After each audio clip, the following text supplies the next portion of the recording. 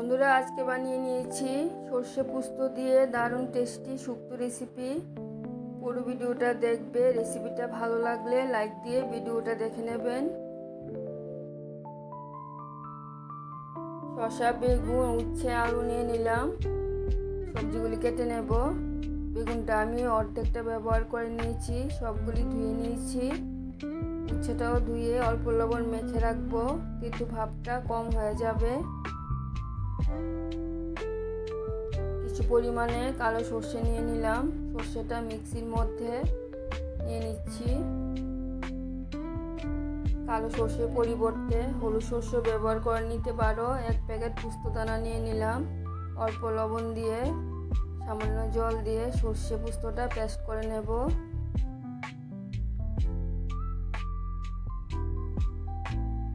সর্ষে পোস্তটা কিছুটা পেস্ট হয়েছে, পরে আরেকটু পেস্ট করে নেব।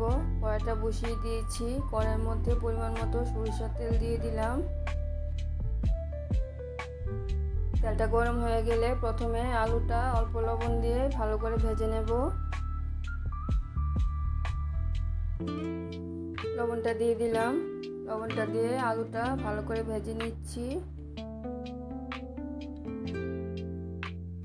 আলুটা ভাজা হয়ে গেছে, নামিয়ে নেব।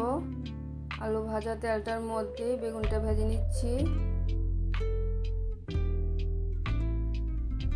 বেগুনটাও ভাজা হয়ে গেছে, নামিয়ে নেব।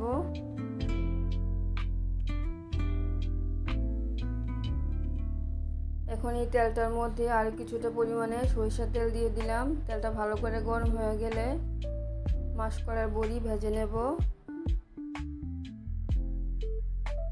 গ্যাসের আঁচটা মিডিয়ামে রেখে বড়িগুলি ভেজে নিচ্ছি।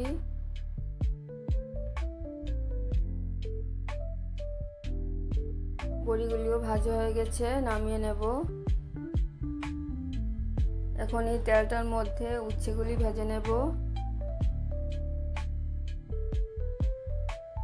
আমি সব কিছু আলাদা আলাদা করে ভেজে নিচ্ছি, খেতে ভীষণ ভালো লাগবে তাই।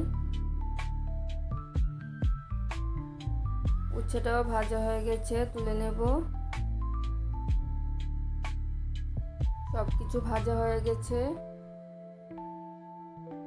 এখন এই তেলটার মধ্যে আরো কিছুটা পরিমাণে সরিষার তেল দিয়ে দিলাম। ফোড়নে দিয়ে দেব রাঁধুনি, তেজপাতা, শুকনো লঙ্কা। তেলটা গরম হয়ে গেছে, এখন ফোড়নগুলি দিয়ে দেব।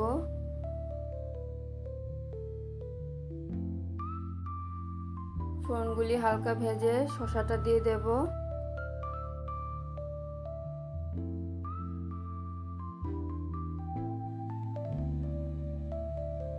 শসাগুলিও ফোড়নের সাথে হালকা ভেজে নেব।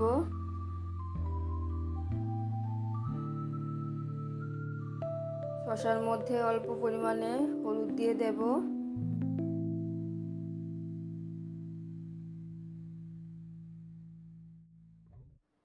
হলুদটা দিয়ে শসাটা একটু নাড়িয়ে চাড়িয়ে দিয়ে পরিমাণ মতো জল দিয়ে দেব।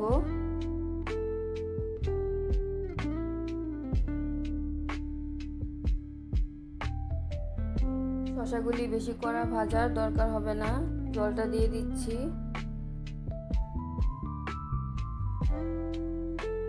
জলের সাথে শসাটা একটু ফুটিয়ে নিয়ে আলুটা দিয়ে দেব। এখন শসা আলু সিদ্ধ করে নেব।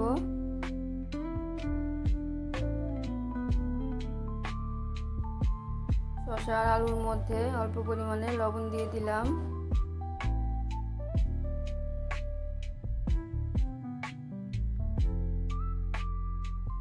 শসাগুলি এখনো সিদ্ধ হয়নি, আলুটা সিদ্ধ হয়ে গেছে। এখন দিয়ে দেব সর্ষে পোস্ত পেস্টটা। সর্ষে পোস্ত পেস্টটা আমি ছেঁকে নিয়েছি।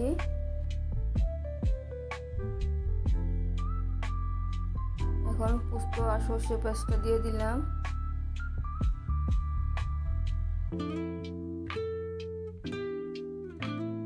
আরো কিছুটা পরিমাণে সর্ষে পোস্ত ছেঁকে নেওয়া জল দিয়ে দিলাম। এখন ঝোলটা ভালো করে ফুটিয়ে নেব।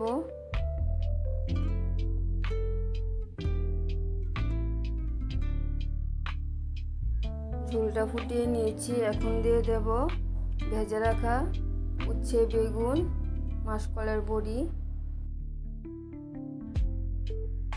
এগুলি ঝোলের সাথে ভালো করে ফুটিয়ে নেব।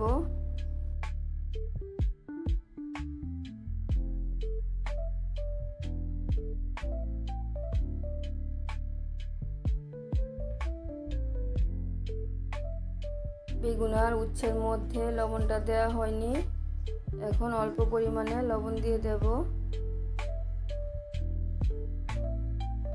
লবণটা দিয়ে আর একটু ফুটিয়ে নেব। এখন নিয়ে নিলাম অল্প পরিমাণে রাঁধুনি আর পাঁচফোড়ন, এগুলি হালকা ভেজে নেব। হালকা ভাজা হয়ে গেলে পাটায় গুঁড়ো করে নেব।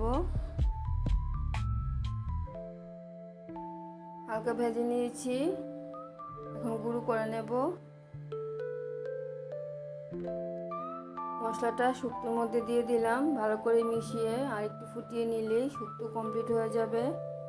টেস্টটা বাড়ানোর জন্য সামান্য পরিমাণে চিনি দিয়ে দিলাম।